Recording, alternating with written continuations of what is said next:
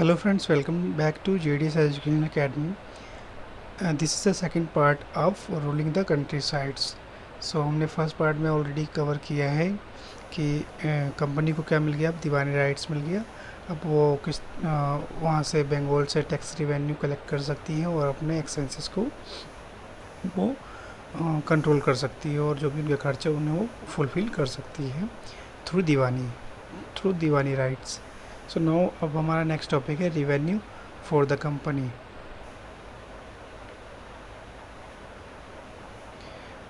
Revenue for the company had become the Diwan.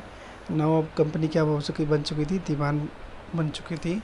But it still show itself preliminary as a trader, लेकिन वो अभी भी अपने आप को क्या समझती थी, व्यापारी ही समझते थे वो। It wanted a large revenue income but was unwilling to set up any regular system of assessment and collections। उनको लार्ज रेवेन्यू इनकम वो चाहते तो थे, लेकिन वो क्या चाहते थे, अब किस तरीके से उसे रेगुलर वे में प्राप्त कर सके। So the effort was to increase the revenue as much as it could and buy fine cotton and silk cloth as cheaply as possible. तो उनकी कोशिश थी कि ज़्यादा से ज़्यादा हम क्या करें, इंक्रीज़ करें, बढ़ाएं अपने रेवेन्यू को और वहाँ से क्या करें, कॉटन वगैरह और सिल्क के कपड़े वगैरह वो चीप कम से कम रेट पर ख़रीदे। Within the 5 year the value of goods bought by the company in Bengal double. और 5 साल के अंदर अंदर क्या हुआ, वहाँ पे गुड्स की कीमत क्या हुई, बिल्कुल ही डबल हो गई। Before 1865 the company had purchased goods in India by importing gold and silver from Britain. Now the revenue collected in Bengal could finance the purchase of goods for export। तो 1865 से पहले क्या था, कंपनी इंडिया से सामान कैसे खरीद पाती थी, जो गोल्ड और सिल्वर वो ब्रिटेन से लाते थे। बट अब क्या हुआ, finally now the revenue collected in Bengal could finance the purchase of goods for export, है ना।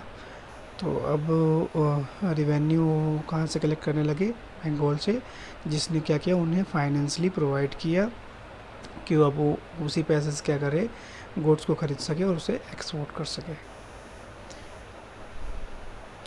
Soon it was clear that the Bengal economy was facing a deep crisis. Artisans were deserting villages since they were being forced to sell their goods to the company at a low price.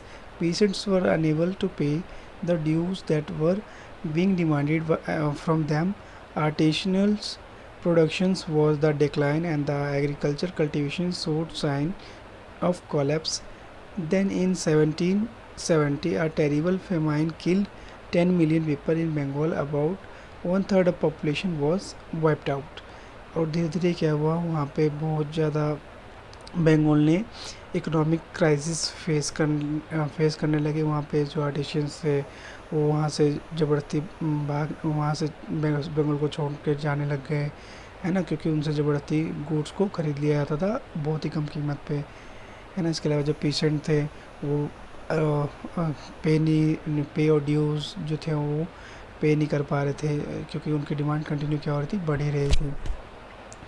Artisans ने production करना क्या कर दिया, decline कर दिया। Agriculture बिल्कुल ही ख़त्म होने लगी, कोलैप्स हो गया। एंड 1770 में क्या हुआ, बहुत बड़ी एक महामारी जिसमें करीब 10 मिलियन पीपल क्या हुए, वेस्ट बंगाल में मरे गए और कम से कम 1/3 जो जनसंख्या वहाँ से साफ हो गई। एक यहाँ पे इमेज दिया गया है, you can also see that. ये क्या है, चलिए देखते हैं। अब बेकली मार्केट, ये क्या है, एक बेकली मार्केट को दिखाया गया। Weekly market Murshidabad in Bengal.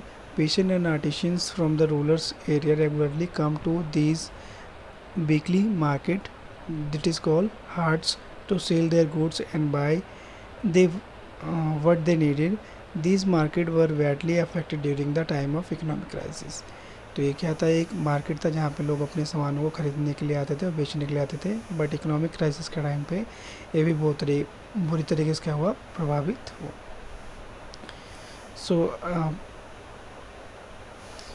So now हमारा नेक्स्ट टॉपिक है the need to improve agriculture. किस तरीके से एग्रीकल्चर को इम्प्रूव किया जा सकता है, ये किस तरीके से करेंगे, तो ये हम डिस्कस करेंगे अपने नेक्स्ट पार्ट में।